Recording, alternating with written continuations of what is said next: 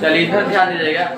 आज हम लोग केमिस्ट्री में सीखेंगे कोई भी इलेक्ट्रोलाइटिक सेल, इलेक्ट्रोकेमिकल सेल दिया हुआ हो तो उसका सेल रिएक्शन कैसे दिखाता है और सेल रिप्रेजेंटेशन कैसे होता है, यानी सेल को निरूपित कैसे करेंगे ना, सेल का रिएक्शन कैसे लिखा जाए, इसके बारे में आज हम लोग चर्चा करेंगे ना। अब इसमें आगे ये भी सीखना है कि यदि कोई सेल रिएक्शन दिया रहेगा तो उससे सेल रिप्रेजेंटेशन कैसे होगा, समझना, सेल को कैसे रिप्रेजेंट कीजिएगा, या सेल रिप्रेजेंटेशन दिया रहेगा यानी किसी सेल का संकेत सिंबल दिया रहेगा तो उसका सेल रिएक्शन कैसे दिखाएगा, ये हमें कन्वर्ट करने के लिए सीखना होगा ना। तो सबसे पहले हम एक सेल का एग्जांपल लेते हैं, वैसे सेल लेके चलते हैं जो ज़्यादा करके प्रचलित है, जैसे कि डैनियल सेल बताया थे ना। डैनियल सेल का और अलग नाम होता है, क्या उसको बोलते हैं, गैल्वेनिक सेल या तो वोल्टेइक सेल कहते हैं ना। तो हम डैनियल सेल के लेके चलते हैं, DANIL Daniel cell. Daniel cell में क्या होगा, इसमें भी दो बीकर लेते हैं, एक बीकर इधर हो गया, शांति से रहेगा, अच्छे से समझ में आ जाएगा। एक बीकर इधर, दूसरा बीकर इधर हो गया। इधर कौन सा लगेगा, छड़ जो होगा, जो इलेक्ट्रोड होगा वो जिंक का होगा, किसका होगा, जिंक का। इधर जो इलेक्ट्रोड होगा वो किसका होगा, कॉपर का होगा। इधर का इलेक्ट्रोड कॉपर का। इसका इतना रिपीट हो रहा है इस फिगर को कि ऐसे ही याद हो जाएगा ना, कॉपर का। इसमें जो इलेक्ट्रोड लाइट भरिएगा वो किस चीज का रहेगा, क्या रहेगा, ZnSO4 जिंक सल्फेट, या तो इसको लिखने का तरीका होता है Zn2+, ठीक है। इसमें जो इलेक्ट्रोलाइट भरिएगा वो किस चीज का रहेगा, कॉपर सल्फेट का, CuSO4, या तो इसको लिखते हैं Cu का लिखते हैं 2+ करके, और यहाँ पर एक्वा लगा दिया जाए तो एक्वा सोल्यूशन हो जाएगा। एक्वा सोल्यूशन का मतलब जलीय विलयन, कोई दिक्कत नहीं। फिर इसमें एक इलेक्ट्रोलाइट लगाइएगा, सॉरी ये तो हो गया। यहाँ पर साल्ट ब्रिज बन गया, क्या बन जाएगा, साल्ट ब्रिज। ये हो गया साल्ट ब्रिज, ये साल्ट ब्रिज हो जाएगा।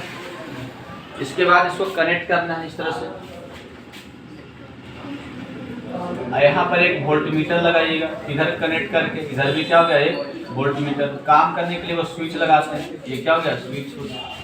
समझ में आया है। तो ये बन गया डैनियल सेल। अब डैनियल सेल में दो इलेक्ट्रोड है, इधर वाला को भी हाफ सेल बोलिएगा, इधर वाला पार्ट को भी क्या बोलते हैं, हाफ सेल कहते हैं। एक चीज पता है कि इसमें दो रिएक्शन होता है, दो टाइप का, ऑक्सीडेशन होता है और क्या होता है, रिडक्शन होता है। तो इधर जो लेफ्ट में होगा ऑक्सीडेशन हो जाएगा, क्या हो जाएगा, ऑक्सीडेशन। ऑक्सीडेशन हो गया एनोड पर होता है, किस पर होता है, एनोड पर, है ना। तो एनोड पर जो रिएक्शन होगा वो क्या हो जाएगा, ऑक्सीडेशन, वो क्या हो जाएगा, ऑक्सीडेशन। और ऑक्सीडेशन जो किस तरह से लिखा गया, Zn, Zn से हो जाएगा Zn2+ एक्वा, है ना, और यहाँ प्लस का 2, ये हुआ ऑक्सीडेशन। इसको हम हाफ सेल रिएक्शन कहते हैं, क्या बोले इसको, हाफ सेल रिएक्शन। ये हाफ सेल रिएक्शन कहलाता है, अर्ध सेल अभिक्रिया, समझ आ रहा है ना। तो इधर वाला जो केमिकल रिएक्शन हो रहा है वो हाफ सेल रिएक्शन, इधर का जो केमिकल रिएक्शन होगा वो भी क्या कहलाएगा, हाफ सेल रिएक्शन। लेकिन उधर जो होगा ऑक्सीडेशन होगा, अच्छा रिडक्शन होगा, यानी कैथोड पर देखा जाए तो देखिए रिडक्शन होता है इस पर, रिडक्शन होने का मतलब क्या हो गया, Cu2+ में दो एक्वा सोल्यूशन है, इलेक्ट्रोलाइट है, ये एक्वा सोल्यूशन, Cu2+ का इलेक्ट्रोलाइट है, सोल्यूशन है, इसमें दो इलेक्ट्रॉन जुट जाएगा, दो इलेक्ट्रॉन क्या जुटेगा तो क्या बन जाएगा, Cu बन जाएगा, ये सॉलिड हो गया, ये क्या हो जाएगा, सॉलिड हो जाएगा। यहाँ तक कोई दिक्कत नहीं है। ये भी कहलाएगा हाफ सेल रिएक्शन, ये भी क्या देगा, हाफ सेल रिएक्शन। तो इधर भी हाफ सेल रिएक्शन, इधर भी क्या हो गया, हाफ सेल रिएक्शन, कोई दिक्कत नहीं। दोनों को इक्वेशन को, रिएक्शन को हम ऐड कर दे, दोनों इक्वेशन जो है ना उसको क्या कर दिएगा, ऐड कर दिया, जोड़ दीजिए ना। तो जोड़िए तो क्या होगा, जब जोड़ने के बाद जो आएगा वही कहलाएगा सेल रिएक्शन, वही क्या कहलाएगा, सेल रिएक्शन। दोनों को जोड़ने पर आएगा ना, तो जोड़ते हैं ना तो लेफ्ट तरफ जुड़ेगा, राइट तरफ जुड़ेगा ना। तो लेफ्ट में क्या है, इधर जिंक है, अब प्लस Cu क्या है, 2+ है, एक्वा है, और लेफ्ट में 2E है, क्या है, 2E हो गया। लेफ्ट वाला तीनों जुड़ गया, ये वाला हो गया, ये वाला और ये वाला, लेफ्ट वाला लेफ्ट में लिखा गया, अब राइट वाला लिखना है, क्या लिखना है? राइट वाला। तो राइट में क्या देखिए, Zn2 प्लस है, एक्वा है, और उसके बाद Cu है, और प्लस फिर क्या है? अच्छा इसका 2 ही छोड़ कितना है? हाँ इधर वाला प्लस क्या हो जाएगा? 2 ही हो जाएगा। देखिए राइट में Zn2 प्लस एक्वा और 2 ही में लिखा गया, और ये Cu का क्या हो गया? Cu लिखा, तो राइट वाला हो गया। कुछ कट भी रहा, इधर भी 2 इधर भी 2 क्या हो गया? कट गया। जब कट गया तो क्या हो जाएगा? Zn plus Cu2 plus aqua, इधर तीर देकर Zn2 प्लस एक्वा रहेगा, एक्वा सोल्यूशन है ना, अब प्लस क्या हो गया? Cu हो गया ना। यही हो गया सेल रिएक्शन। यही क्या हो गया? सेल रिएक्शन, इसी को बोलते हैं। कोई दिक्कत नहीं, इसी को आप ऐसे भी लिख सकते हैं Zn, और ये Cu2 प्लस का दूसरा तरीका लिखने का क्या होता है? Zn क्या Cu2 प्लस का Cu क्या होता है? Zn प्लस Cu ऐसे तीर देगा, फिर क्या देगा? Zn प्लस क्या देगा? Cu हो गया। इस तरह से भी इसको लिखा जा सकता है। तो दोनों जो लिखाया है वो सेल रिएक्शन है। सेल क्या है? रिएक्शन। कोई दिक्कत नहीं है। तो सेल रिएक्शन लिखने के लिए आ जाएगा, कोई भी सेल दिया हुआ रहेगा है ना, तो एनोड ऑक्सीडेशन वाला रिएक्शन लिखना है, रिडक्शन का रिएक्शन लिखना है, दोनों को खाली क्या करना है? जोड़ देना है। और रिएक्शन लिखते समय, जोड़ते समय ये ध्यान देना चाहिए कि जितना इलेक्ट्रॉन इधर इसमें निकल रहा है उतना इलेक्ट्रॉन इसमें जुड़ना चाहिए। 2 इलेक्ट्रॉन दोनों तरफ, इलेक्ट्रॉन को कट जाना चाहिए। यदि नहीं कट रहा है तो उसको फिर बैलेंस करके काटना होगा। क्या करना होगा? बैलेंस करके काटना होगा। समझ में आ रहा है? सेल रिएक्शन को दिक्कत है। अब इसको रिप्रेजेंट कैसे कीजिए इस सेल का? इस सेल का सिंबल क्या होगा? संकेत क्या होगा? उसी को बोलते हैं सेल रिप्रेजेंटेशन करते हैं। तब सेल को रिप्रेजेंट करने के लिए सिखाते हैं। नोट कीजिए इसको।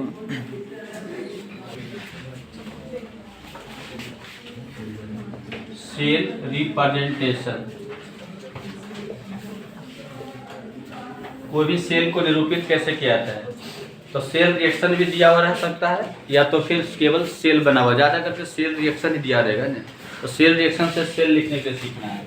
तो सेल लिखने के लिए क्या होता है? इस तरफ जो लिखाता है एनोड लिखाता है, लेफ्ट तरफ क्या लिखाएगा? एनोड। क्योंकि देखिए ऐसे भी सेल के लेफ्ट में एनोड है ना, है उसके बाद 2 को पाई दीजिएगा ऐसे करके। उसके बाद इधर क्या लिखाएगा? कैथोड लिखाएगा। समझ रहे हैं? लेफ्ट तरफ एनोड, 2 को पाई देना है, उधर क्या लिखना है? कैथोड। ये जो दोनों पाई है क्या है पता है? ये साल्ट ब्रिज। ये क्या है? Salt bridge. इतना कंसेप्ट याद रखना है। कोई भी सेल को रिप्रेजेंट करना है तो लेफ्ट तरफ एनोड होगा, राइट तरफ क्या होगा? कैथोड होगा, और बीच में 2 पाई रहेगा, वो साल्ट ब्रिज होगा। क्या होगा? साल्ट ब्रिज होगा।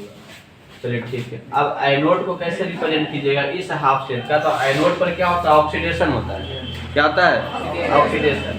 जिससे एनोड की कहानी देखा जाए तो इस पर होगा एनोड है ना, एनोड का देखा जाए तो इस पर क्या होगा? Zn से Zn2 प्लस बनता है। क्या बनता है? Zn से Zn क्या होगा? 2 प्लस बनता है। और कैथोड का देखा जाए तो इस पर क्या होता है? Cu2 प्लस से 2 जुटेगा, क्या होगा? Cu बनेगा। क्या बनेगा? Cu बनेगा। समझ में आ रहा है? तो जब भी एनोड को लिखना है तो पहले Zn था, बाद में Zn2 प्लस हुआ, नहीं हुआ? बाद में क्या हुआ?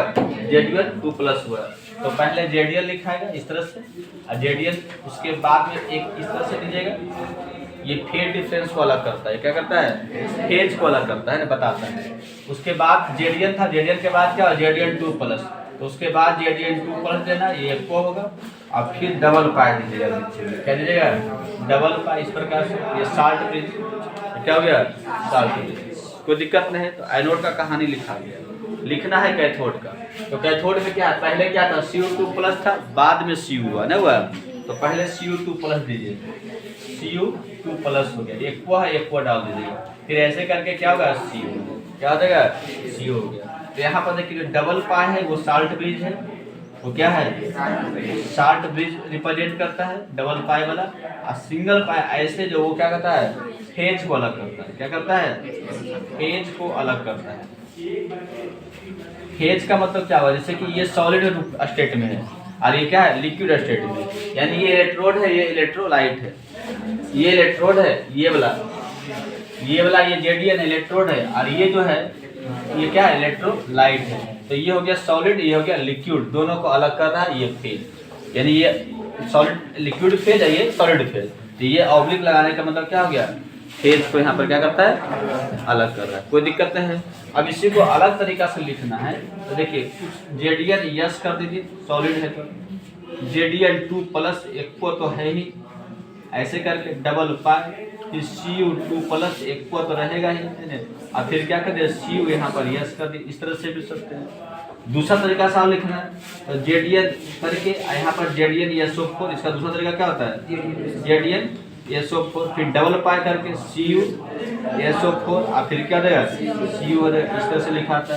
तो यहाँ जो पहला नंबर लिखा है, ये दूसरा नंबर लिखा है, तीसरा नंबर, ये तीनों क्या है, सेल रिप्रेजेंटेशन, इस सेल का संकेत है।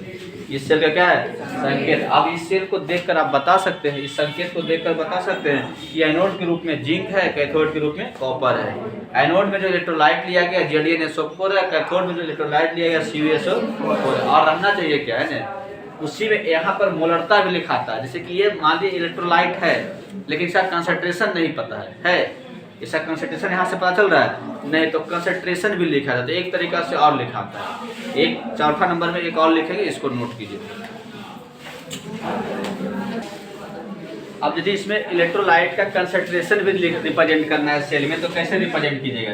जैसे कि मान लीजिए इसका कंसंट्रेशन दिया हुआ है 0.1 एम है ना, इसका कंसंट्रेशन दिया हुआ है मान लीजिए 0.01 एम, समझ रहे हैं आप। कंसंट्रेशन का मतलब मोलरता जो दिया हुआ है, तो उसको सेल को कैसे रिप्रेजेंट किया जाएगा इसके बारे में चर्चा करेंगे। लाइट ऑफ है ना, तो देखिए सेल को कैसे लिखिए, पहले तो जेडीएन लिखा देगा, सॉलिड है, ऑब्लिक दीजिएगा इस प्रकार से, फिर 0.1 एम पहले लिख दीजिएगा ना। उसके बाद क्या होगा JdNSO4, जेडीएन क्या हो गया, पहले कंसंट्रेशन लिख देना है, फिर JdNSO4, समझ में आ रहा है ना। और ये एक्वा सोल्यूशन है क्या है, एक्वा सोल्यूशन ऐसे कर दीजिए, फिर डबल पाई, फिर क्या देगा, अब पहले इलेक्ट्रोलाइट तो 0.01 एम कर दीजिएगा। उसके बाद क्या होगा CuSO4 है ना, एक्वा सोल्यूशन है तो एक्वा कर दीजिए, और फिर क्या देगा Cu, ये सॉलिड है, इस प्रकार से रिप्रेजेंट होगा, कोई दिक्कत नहीं है।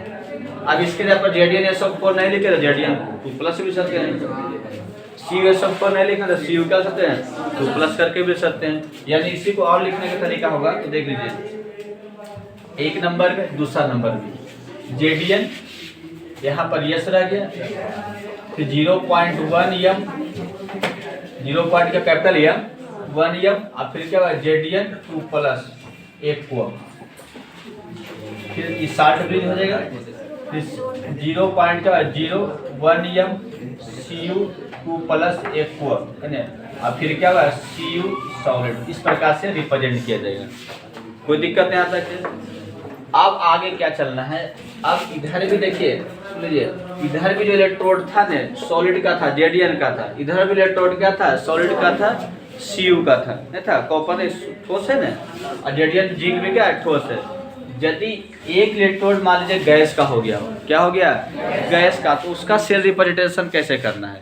जैसे कि मान लीजिए यहाँ इलेक्ट्रोड जो है, अब ये कॉपर का नहीं है, कॉपर का क्या है नहीं है, अब ये इलेक्ट्रोड जो हो गया गैस हो गया, मतलब H2 का है, क्या है H2 का है, और इलेक्ट्रोलाइट होगा HCl, क्या है HCl, ये इलेक्ट्रोलाइट हो गया, ये इलेक्ट्रोड हो गया H2, बदल रहे हैं, समझ में आ रहा है ना।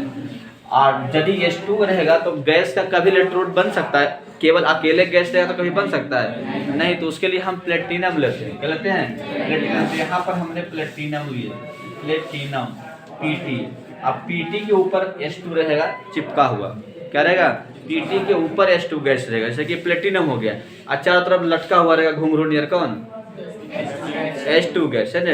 तो प्लेटिनम एक तरह से शेप दे रहा है, आकार दे रहा है इलेक्ट्रोड का, लेकिन काम कौन कर रहा है H2 कर रहा है, इलेक्ट्रोड का काम कौन कर रहा है H2 कर रहा है, बात समझ रहा है ना। इसको कैसे रिप्रेजेंट करना है, इसको रिप्रेजेंट करने के लिए देखिए इधर तो कोई बदलाव नहीं हुआ है नहीं, तो इस सेल को लिखना है तो इधर जैसे रहेगा जेडीएन है ना, JdN2 प्लस, कोई दिक्कत नहीं, जेडीएन हो गया, JdN2 प्लस हो गया, फिर साल्ट ब्रिज है ना, यहाँ पर HCl लिखना है, JdN2 प्लस के जगह पर JdNSO4 भी सकते हैं, JdN क्या लिखे SO4, इधर फिर क्या लिखना है HCl, क्या लिखना है HCl, 2 पाई देने के बाद इधर HCl हो गया, क्या हो गया HCl, और फिर यहाँ पर क्या होगा H2, क्या रहेगा H2 रहेगा। और फिर कॉमा देकर साइड में फिर लिखना है PT, क्या लिखना है PT को साइड में, क्योंकि ये रीढ़ का हड्डी एक तरह से न है, ये है तभी हाइड्रोजन इलेक्ट्रॉन जैसा काम कर रहा है। ये नहीं रहेगा तो गैस का रहे डिफरेंट शेप देता है, नहीं देता है। तो इस तरह से इसको रिप्रेजेंट करते हैं। दूसरा तरीका से इसको रिप्रेजेंट करना है तो ऐसे भी सकते, देखिए जेडीएन हो गया, यहाँ पर जेडीएन 2 प्लस एक को जेडीएन 2 प्लस क्या हो गया, एक को डबल है, यहाँ पर 2H प्लस बैलेंस करने के लिए बताया था ना, यहाँ पर 2HCl भी लिखिएगा, 2HCl, यहाँ पर क्या 2H प्लस है, और फिर क्या करेगा एक को, और फिर यहाँ पर क्या होगा H2 और कॉमा देकर साइड में क्या हो गया PT हो गया ना। समझ में आ रहा है ना। तो अब अलग अलग प्रकार का सेल रहेगा तो उसका सेल रिप्रेजेंटेशन आप कर सकते हैं, नहीं कर सकते हैं। कंसंट्रेशन रहेगा तो कंसंट्रेशन को भी कहाँ दिखाना है पता चले गया। कोई इलेक्ट्रोड यदि गैस वाला रहेगा तो कैसे लेना है, लास्ट में PT करना है, क्या करना है PT करना है उसके बगल में, गैस के बगल में, क्योंकि अकेले गैस इलेक्ट्रोड नहीं बनाता है, उसके लिए हम क्या लेते हैं प्लेटिनम की मदद लेते हैं। कोई दिक्कत नहीं है, तो सेल को आराम से रिप्रेजेंट किया जा सकता है। और सेल रिप्रेजेंटेशन हो गया तो सेल रिएक्शन भी लिखा जाएगा। इसका बता सकते हैं कैसे लिखना है, जेडीएन से जेडीएन 2 प्लस, ऐसा क्या 2H प्लस से H2 बनेगा, दोनों को खाली क्या करना है जोड़ देना है, सेल रिएक्शन मिल जाएगा। समझ में आ रहा है, ठीक है लिख लीजिए।